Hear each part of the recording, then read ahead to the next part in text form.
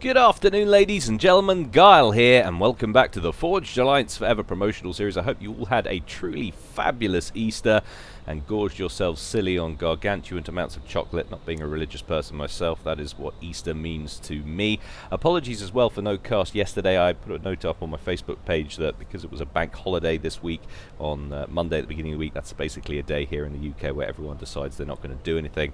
I thought I'd throw my hat in with the ring with those people, and as a result pushed my schedule back a day. But I'm making up for it today. It's going to be custom 5v5 action, and it's going to be straight down the middle, pros v Joes, so I haven't bothered labeling it an average Joes because there's barely anything in it. First of all, though, a couple of quick map-related announcements. Brand new maps in the ladder pool this week, and I don't just mean put in the ladder pool from the collective outside pool. I mean, these are brand new. They were made by Speed 2, I believe. Sorry if anybody else has had a hand in the creative process. But yeah, I believe they are his. And the first one here, we've got some couple of quick posters which sort of highlight the detail here. The first one is Monarchy or Monarchy. I'm not sure how that's pronounced. Either way, it looks pretty interesting. It's got that kind of Certis Majory, Badlandsy, you know, what's it called, pizza, red soil look. It looks like left and right we've got the starting locations, and it's got pools or ponds for ACUs to drop back into if they're in trouble, so that's going to promote harassment. It looks pretty interesting as far as 1v1 maps go, but the second one has really grabbed my attention, and that is Seraphim Outpost, mainly because it's the first map to utilize something called Jammer Crystals. WTF is that? That sounds interesting. I imagine there's something that play havoc with your intel until you can maybe destroy them or whatever. But that's a 2v2/1v1 map, but that's also in ladder. And if you want to get casted, guys, you're absolutely desperate to feature on Gylecast. I know there are a couple of you crazy psycho fans who stalk me out there somewhere. If you want to get casted and you've had a really good game on either of these two maps, then send it in, because I am desperate to showcase these maps. And if you want to get a better look at these posters as well, you can take a closer look at them. They are up on the Forged Alliance Forever Facebook page. That's facebook.com/Forged Alliance Forever. Also, Patreon campaign went live early, well, no, last week in fact, and some pretty good responses from everybody, and I really appreciate it. They suggest on Patreon, and there goes the end of the video, they suggest on Patreon essentially that you should tell your subscribers what Patreon's about and everything, do a little video. But since I have a face for radio, I thought that a little kind of Supcom machinima would be a bit more interesting than me talking into a webcam. So that's why you got what you got there. And a few people have asked me to do some more. I might make it a stretch goal or something on the actual Patreon thing itself, mainly because it takes a heck of a long time to put together. I do have a few ideas of where I could take it, so if you really want to see more of that, bug me enough and you might just get it. But anyway, on to today's game. Like I said, it's going to be custom 5v5. It's all going to go down on Phenom Spartiate version 2. So let's go on over to the game zone and see how these guys are going to get on. I'm going to run this at -2 to begin with, because we've got 5 people on each team to get through here, and no doubt on this kind of map it's all going to kick off nice and quickly. Also, you'll hear the dings of people talking, and I have in fact disabled chat for this one, and that's probably going to annoy a section of you, but quite frankly, the amount of smack talk that went down in this one was just too much for me to bear, so why not ignore it altogether and get on with the game. Let's take a look at our players. We'll call this Team 1 up here at the top, this Team 2 down here at the bottom. Going first for Team 1 up here at the left in Cyanide Sion, it's Mishka, and he is going Seraphim, opening first land, and his teammate to his right up here in Baby Blue, Best of Luck. Sounds like he's running at this weekend's Aintree 415, and he is also going Cybrin, opening first land. Team member number 3 for Team 1 in Burgundy Red, also going Cybrin, is Nautilus Beats. I like that. Nautilus Beats, a DJ from the Jules Verne era. It's that kind of thing. That's interesting. Anyway, he's going first land. I think we could probably pull this up to -1. We don't need to, or maybe even 0. I'm being a little bit unnecessary with it. Team member number 4 for Team 1, also going Cybrin. This is like my worst nightmare facing off against this team. Anyway, it's Chevalier, and he is opening first land. And last but not least, thank goodness, it's a Seraphim, Executioner in Breast Cancer Awareness Pink, and he is going first land. So there we go, that is Team 1. Let's take a look at Team 2, starting down here at the bottom right because it's easier. We have Build More Monkey Lords, but as we're well aware by now, that is Soviet Pride, who's going his atypical Cyber in there, opening first land, going second air. Team member number 2 for Team 2 over here in Volvo Beige, it's Telaris. He's going Aeon, opening first land. And team member number 3 for Team 2, it's my good friend GFY Depony in Electric Blue, going Aeon, sensible decision for an air player, and opening first land. Team member number 4 for Team 2 to his left in Mellow Yellow, it's Cody's, and he is going Seraphim, opening first land. And last but not least, over here in Lurid Green, he's renamed his ACU Pakeli, but in fact that is Chosen, and he has gone Seraphim, opened first land and going second and third air. Perhaps there was another land factory down, but it looked like first kill just got underway. First blood up here, Chosen picking off what may have been an NG, or in fact probably with its location more likely a scout there belonging to Mishka, and you can see he's got this Tham and Selene working around the edge of the map looking for NGs to kill, but actually there isn't anybody in the immediate vicinity, and Mishka wisely dispatching a Mole and a Mantis to deal with this issue before any engineers do fall foul of the situation. But with the added damage from the Selene, that Mantis is actually going to go down. Tham going to take care of the Mole, and those 2 units free to engage the back of Mishka's base. 2 engineers potentially in jeopardy there. Meanwhile, on the other side of the field, Executioner coming across the river now. It's not really a river, is it? I don't know what that is. It's a small brook. But anyway, either way, it's not helping Soviet Pride as he loses a couple of forward units there to Executioner's ACU. He's got a few units on the ground as well, but he's pulling them back to the right. I hear bombers going off, and that would be Soviet Pride harassing Executioner's base with some T1 bomber plane. You can see there's been quite a few explosions kicking around the place, so Executioner seemingly suffering quite badly at the beginning of this one. All sorts of action kicking off already. And is that the first Tham? Yes, it is. 5 kills there for that Tham, and 1 for the Selene as well for Chosen. Very nice work indeed. We've got Bomber out for Chevalier as well, looking to repay the favor for Soviet Pride that he just bestowed upon his teammate.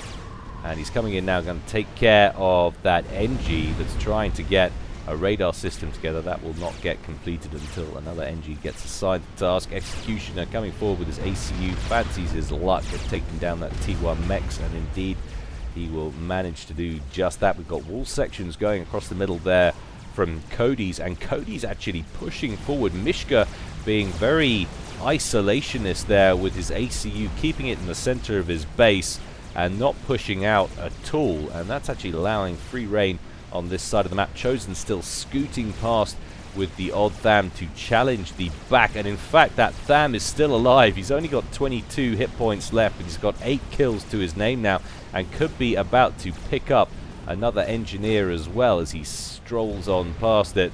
Quick correction on course, and indeed those 2 Thams coming in to reinforce him. Looks like good times there for Chosen harassing Mishka, who's bringing up the rear in terms of score on this one. Score and mass, 13 mass per tick, so good harassment there from Team 2 on that side of things. Executioner backing up into that little stream there. Telaris has now joined Soviet Pride on this corner of the map. Executioner dipping his head out of the water just to fire an overcharge and a couple of regular shots into the body of Telaris.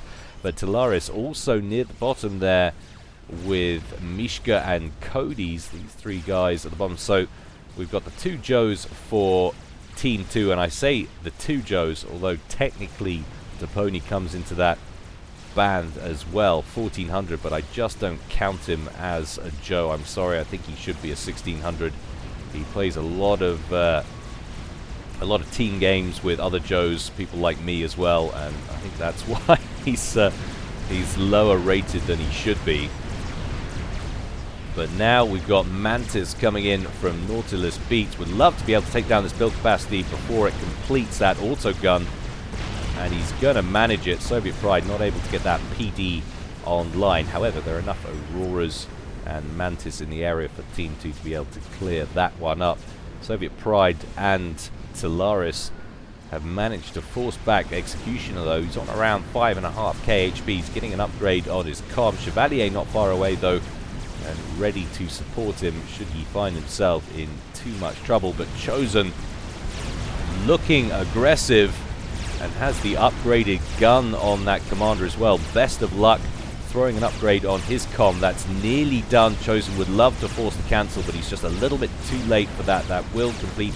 The best he can hope for is to take a whole bunch of HP off that commander. To the right, Cody's mopping up a stray band of Mantis there from Nautilus Beats, who has quite a lot of presence on the ground either side of the middle. He is building air, but it's all T1 at the moment. We're not getting any early or super early upgrades, and that is quite a mismatch up against the Pony, who's already at T2 air, so we'll have to keep an eye on that. It doesn't look like he's prioritizing air at all. He's more concerned with helping his teammates either side of him push on the ground, but that is potentially a major weak spot in the chink for Team 1. Nautilus Beats, a 1,000 rated player who should be dealing with air against the Pony, sorry, who's at 1,400 but should really be around the 1,600 mark or more. So we'll keep an eye on that as that progresses. Chosen still getting work done on the left-hand side of the map. Meanwhile, he's down to around 7.5k HP on that comm, but he's got the gun, he's got Zui's in support, and that has been enough to shoo Best of Luck away from that land factory and that mechs, which they've managed to destroy. Mishka still in his base and getting an upgrade on his comm. Really needs to get involved here, or Best of Luck is going to find himself out of the game very soon indeed. A couple of overcharges into that T1 PD, take it down. Best of Luck still taking stray shots from Chosen's ACU, down to 4,000 HP, not far off going into the red here. Chosen by contrast on around 5k, but there's now a lot of Mantis out in front of them. Chosen does have Zui's, but no direct fire units to call on, and things are really heating up now. We're going to drop it down to -1. We're going to go to split screen to keep an eye on these two theaters as they progress, because on the far east we've got Solaris and Soviet Pride trying to break this position that Chevalier and Executioner have put together. We've got a T2 PD in place. Meanwhile, back over on the left-hand side, Best of Luck down to 3,000 HP on his commander there, and Cody's has joined Chosen in that section of the map with his ACU. He also has gun on that ACU, so that's a lot of damage and a lot of firepower for Team 2. Mishka really needs to bring his ACU out, and he seems to have stealth as well. We'll see if that helps him. I think I saw him getting a second upgrade on there as well. That might have been gun, but we'll keep an eye on that as that progresses. Telaris coming in now with his ACU. He's down to around 7k HP, and Soviet Pride down to around 4.5. Executioner by contrast on 10.5, and Chevalier well in the green on 8.5. Hasn't got the amount of upgrades that his comrade here does, but another PD under construction. Chevalier is trying to hurriedly build it together. Team 2 do not want that to go online, having only just busted the last one, but Best of Luck on 2,000 HP, narrowly avoiding destruction in the face of these two ACUs that seem to be marauding their way through Team 1's forward base sections now. Another land factory potentially in jeopardy. And now the front of Mishka's base getting peppered by shots from Cody's. Mishka coming in from the left. If he can stay out of visual range from that ACU, if he's got gun as well, he should be able to get the drop with some good micro on these ACUs. And we've got Nautilus Beats coming in as well behind. T2 PDs are being created behind Chosen and Cody's, who really need to be careful here. They do not want to get cut off. Meanwhile, we've got a little bit of a push coming down here from Executioner. Chevalier very nearly managed to complete now Executioner's T2 PD. This is looking very, very cagey indeed. I sense we might have an ACU kill on the card soon from somebody there goes the Cerberus turrets for Nautilus Beats. He's managed to complete it, targeting those Thams coming in from Cody's first of all, but Talaris meanwhile over in the east is down into the red, 1500 HP, and the T2 PD online as well. I think he's going to be the first one to leave us as he drops down to 100 points and then goes pop almost on the dot of 10 minutes. Team 2, the first to lose a team member, and it's Talaris. Soviet Pride now finding himself on his own on that corner of the map. And that Cerberus turret, a pretty sublime idea. Nautilus trying to get a second one in, but Cerberus turret under fire from Cody's, who's bringing in Zuis and Thams now. Be amazed if he manages to complete it. Cody's is still pretty far forward. He's on around 6,000 HP.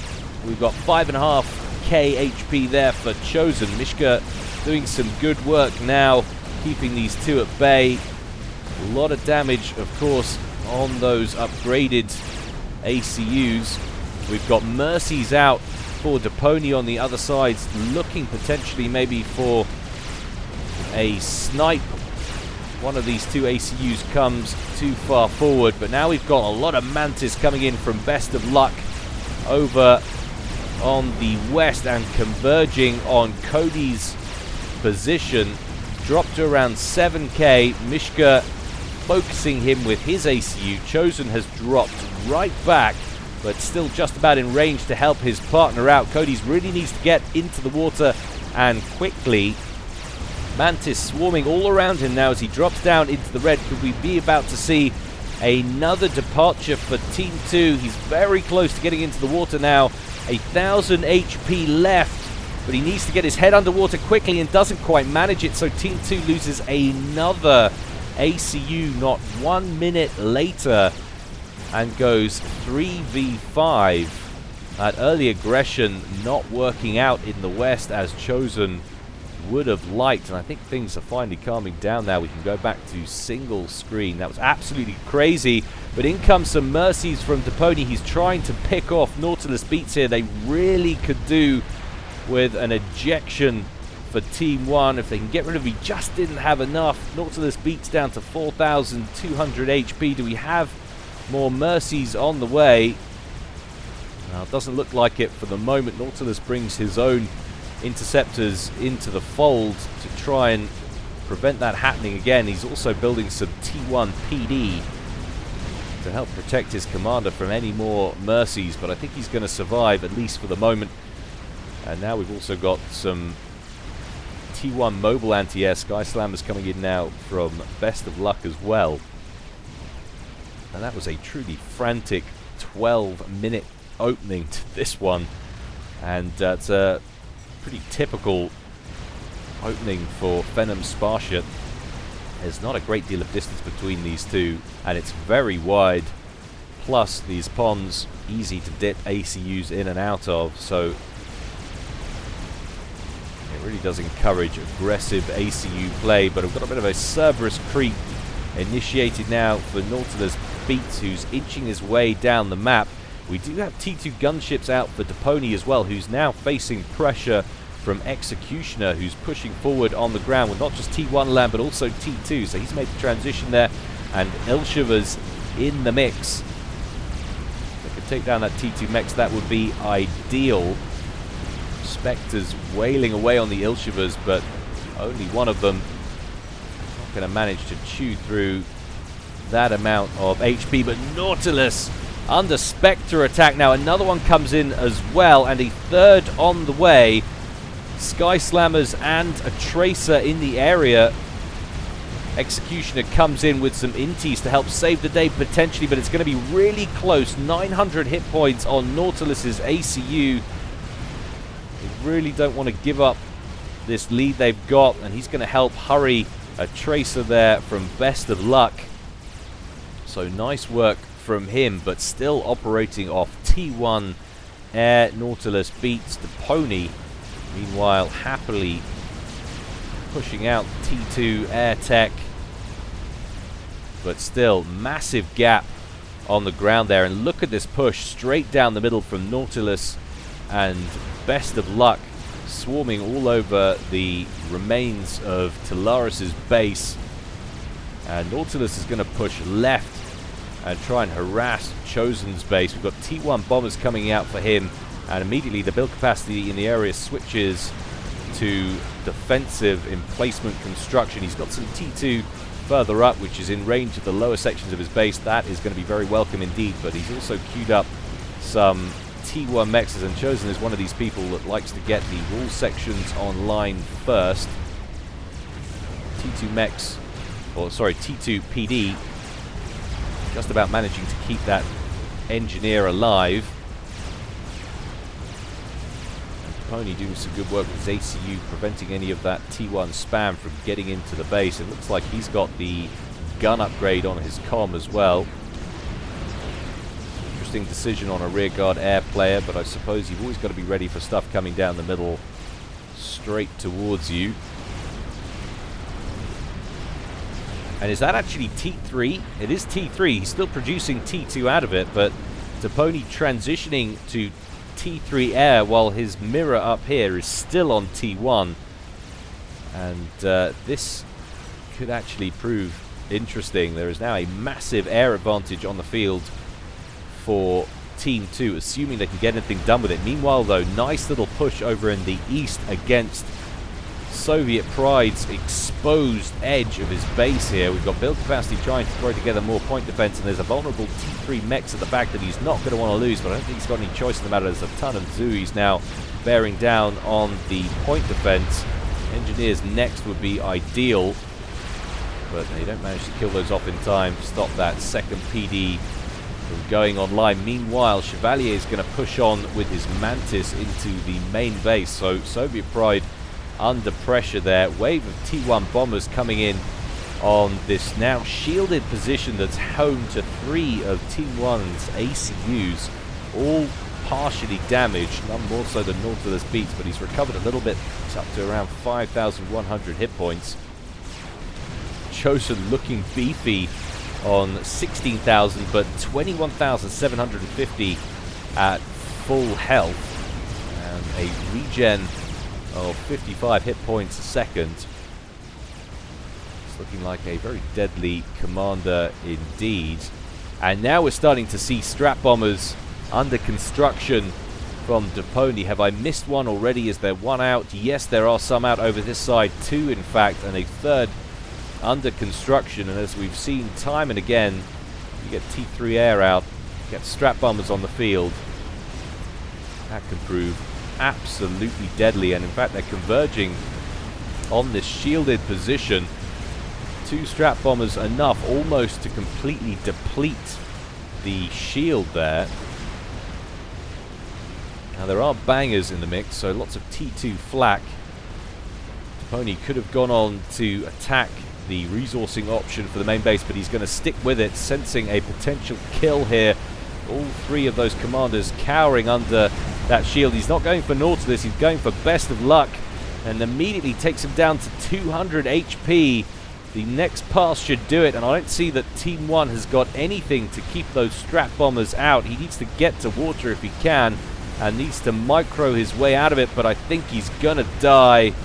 Down he goes. Absolutely painful. Mishka is very vulnerable as well up here in the top left, on around 2,000 HP with lots of strap bombers. The question is, can Pony find the target? Yes, he can. In amongst that Corona, down goes Mishka as well. So suddenly this game is leveled, well, just about. Of course, there's still that massive air advantage from Pony, but Soviet Pride has been run over here in the east. 2 versus 1, you can't blame them for it. And he's been forced to back up, now sitting in Talaris' old base, or what's left of it, and trying to build up. The amount of T1 spam that's littered around the place, he's going to lose all of these fringe mexes here. He's going to find it hard to hold on to this base as well, but we've still got these strap bombers lurking around the place, and the question is, have we got anybody trying to pick up the slack in the air game for Team 1? Well, Chevalier seems to be focusing on T1 air production en masse. This is the only tool he's got at the moment to try and deal with this air incursion from Team 2. Deponi now going after Executioner over here. He's going to manage to get into the lake though, and you can see how much that dips down in the center. But it does look like they're always exposed, and he's still taking damage. But there's a ton of inties out now from Chevalier, and they've killed off one of those strap bombers. The other one heavily damaged and heading for home, but is he going to make it? The question. Those strap bombers just about able to outrun those interceptors. Chevalier going to probably want to pull those back before they all get killed off.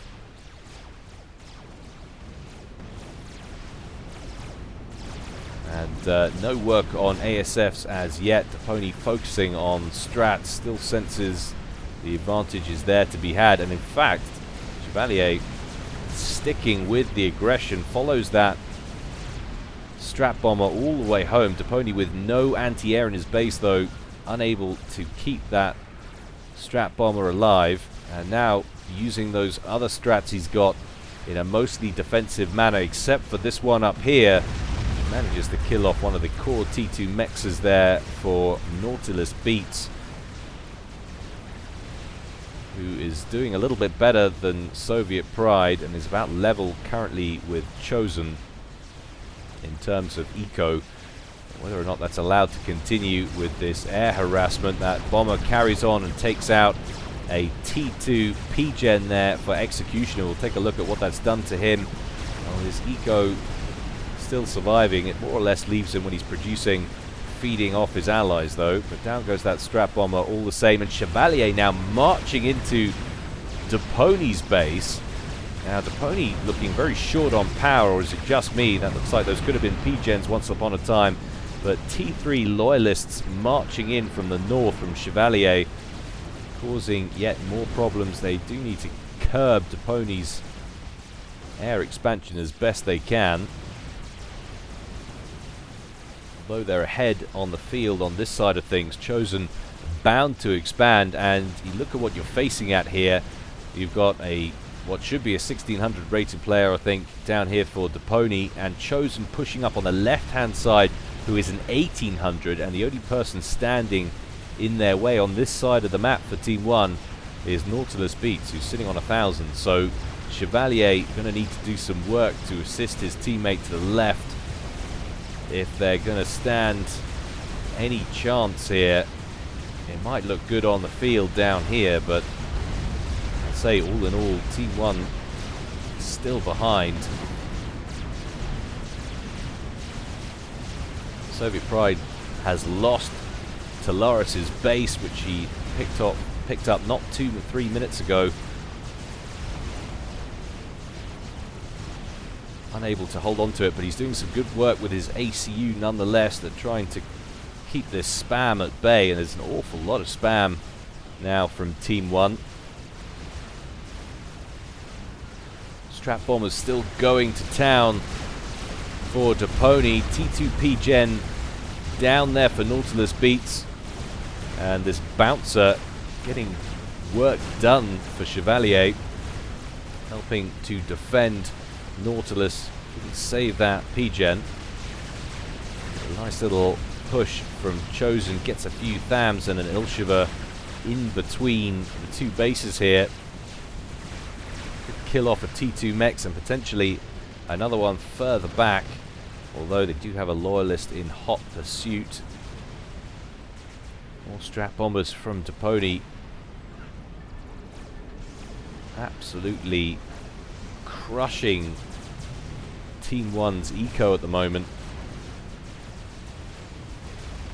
Now he's going after forward PD as he searches for soft targets. Now is anyone trying to tech up air? Well, Nautilus Beats has reached T3, but he's not going to be able to crank out any sufficient number of ASFs anytime soon until he sorts his eco. Power and mass in short supply.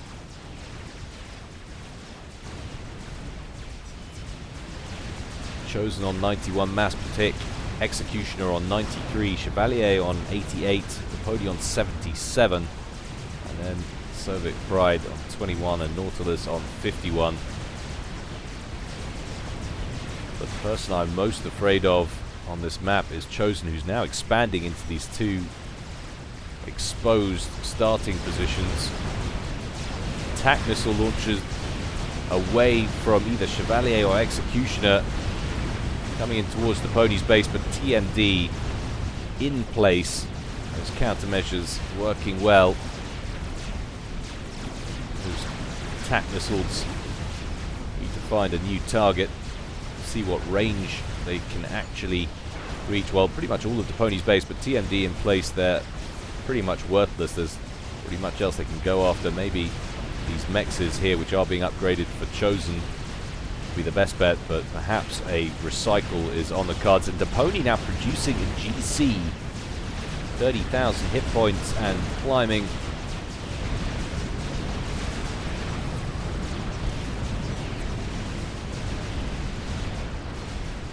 Team 1 needs to neutralize him and do it quickly, because he's buying time for Chosen, who has reclaimed all of Mishka's base pretty much and is now building mexes on it, and he's actually set up shop already in the remnants of Best of Luck's base. We'll take a quick look at how he's getting on with Reclaim. Well, he's picked up 25.5k in mass from Reclaim. Deponi, by contrast, also on 25k. Chevalier on 18. Executioner on 21. And Soviet Pride on 9. Nautilus Beats on 11. Soviet Pride really has had a tough game. This one not through any fault of his own. He was doomed from the moment that Talaris got killed off. That exposed flank, 2 versus 1. There was no hope of holding it against Executioner and Chevalier. You can probably bring this up to normal game speed now. Loyalists moving in from the east for Chevalier would love to curtail this rampant green expansion on the western parts of the map. Nautilus, fully healed, could be of use if he brought his ACU out and harassed a little bit. Perhaps he doesn't want to alert Team 2 unnecessarily to his presence. He's feeling a little bit vulnerable, especially with all of the air power coming forth from Deponi. Soviet Pride still trying to get established over here, but he's going to lose this land factory HQ as a huge tidal wave of pink T1 converges on that portion of the map. Nice work from these loyalists though for Chevalier, almost severing the reinforcing connection between the two parts of Chosen's base, which is now starting to sprawl rather nastily. And that GC about to go into the green any second now. There it goes, 75% complete.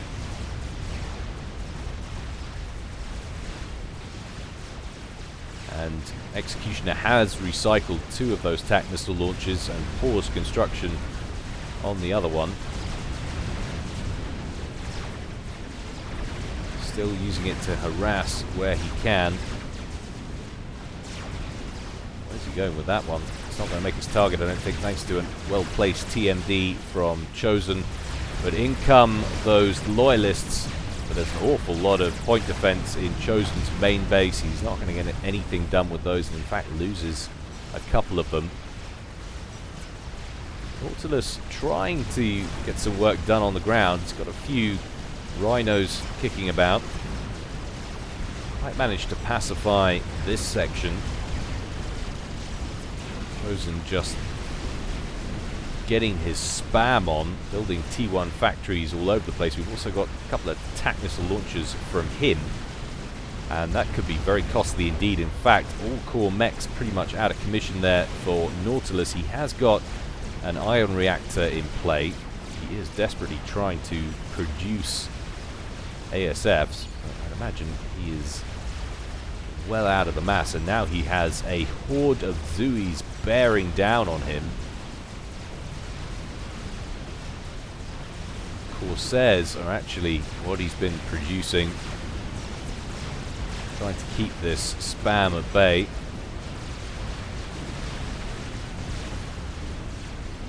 Chosen getting an upgrade on his comm.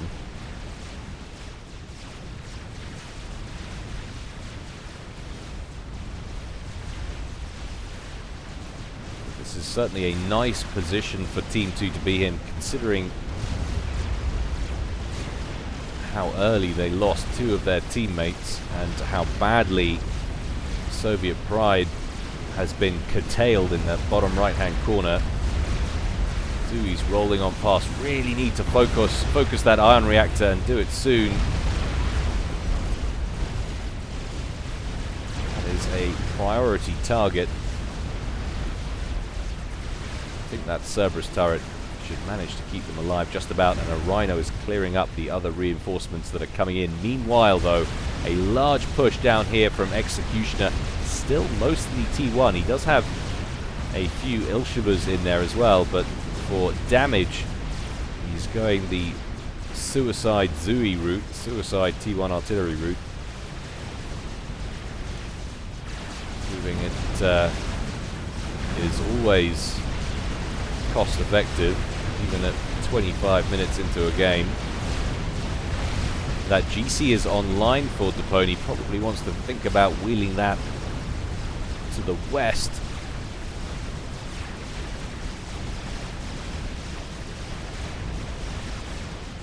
Try and defend his western flank and, in fact, the eastern flank for Chosen. And this is nice teamwork as well. Chosen gifting some of his mexes and some of his power grid over to Soviet Pride, trying to keep him relevant in this one. Chevalier with a handful of T1. Not going to be any match for Soviet Pride's ACU, but we've got strap bombers out for Chevalier now, so he's made the move to T3. We've also got a decent amount of ASF, so finally that tech mismatch in the air, which has been so instrumental in turning this one around for Team 2, has been countered. Chevalier also working on a megalith, and those strats coming forward for that GC. It's going to take an awful lot of bombs to get through it there. Those two land, take off 7k of the 100k on that GC. Swift winds in from Deponi, imagine will be enough to deal with those strap bombers.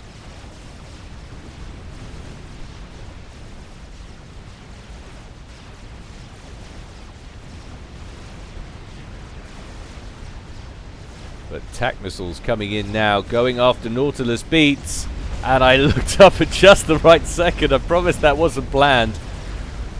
Just see him drifting across there from Chosen. That was very nearly a miss from me. That's just one of those lucky casting moments, but nice TAC missile move from Chosen there. So perhaps he wasn't interested in harassing the base all along. Perhaps he was just looking for the snipe. But either way, another team member now from T1 who really need to deal with Chosen. If they can take Chosen out, they have won this game. And perhaps that's what they're thinking. Chevalier now coming in with a Revenant and hovering over the top of Chosen's ACU, but there's so much flak now. Ioshiva's moving in, and Iosils as well, T1 mobile anti, but recognizing that Chosen's ACU is exposed, in come the strats for Chevalier.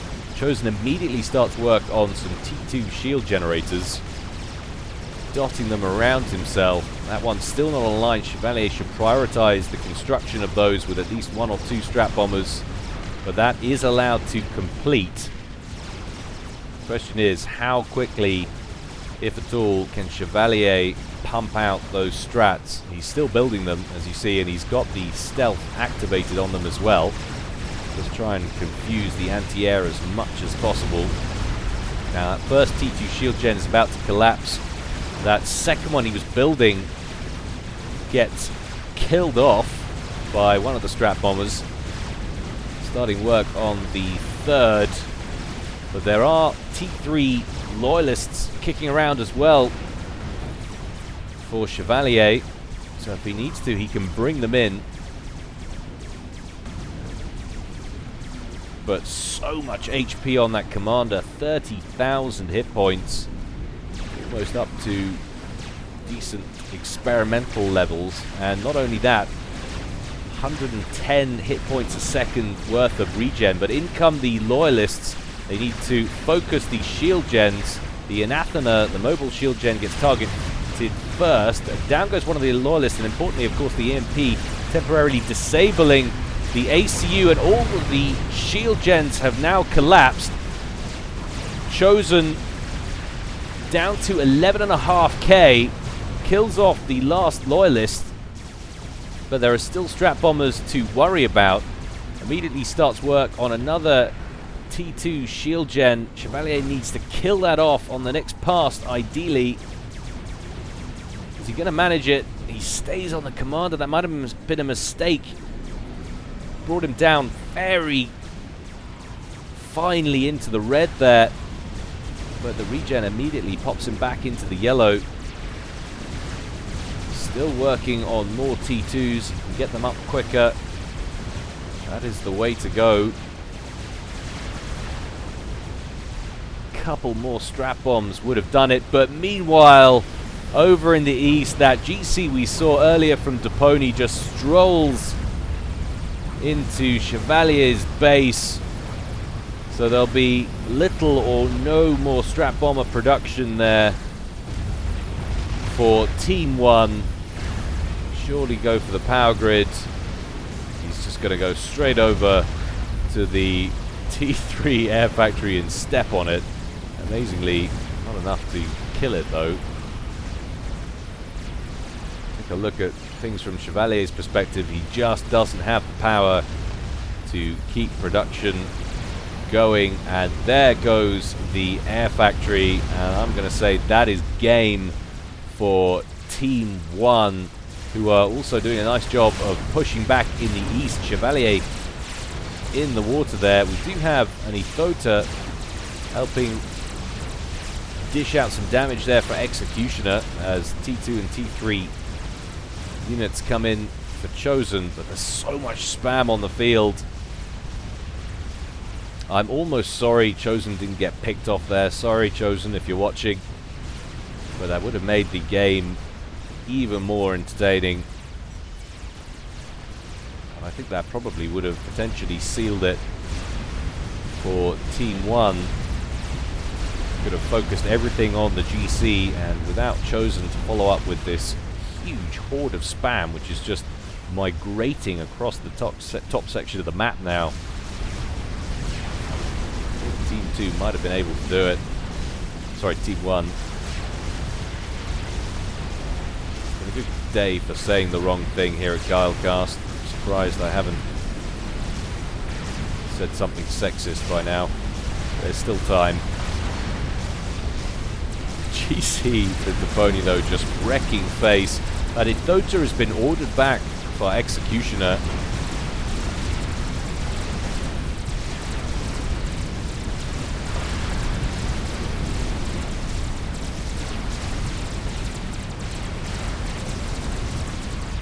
In such a situation I'd normally give it to a GC, but it's going to be very close indeed.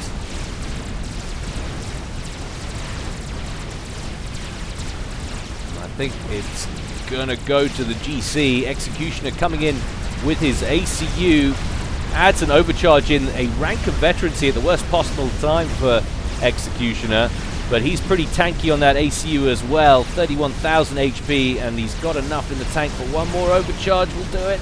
Yes, he does. But there's so many Zooies in the base now. We've got T2 units rolling in. It's all gonna be for naught, as Team 2 have rolled over just about everything on the map. Chevalier sits in the water watching his comrade in arms get swarmed by T1. I think they might be able to hold this off, but it's really not going to mean anything. We've got Mercies circling over here for Depony. Those guided missiles will use up too much of their very limited fuel.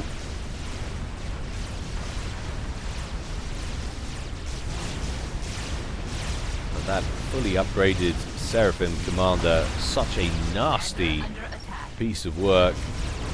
He's got the first portion of the nano repair, not the enhanced, but he's got the gun upgrade and T3. But in come the Mercies now for Depony, straight after Executioner, taking down to 16,000 HP from the first volley. Another 3 come in to follow up. He's down to 10,000, but regenning quickly with that 110 hit points a second, flying back onto that tank. Siege tank right up close to him, but of course base destroyed. He has no energy storage yet and virtually no energy generation to fill up that overcharge.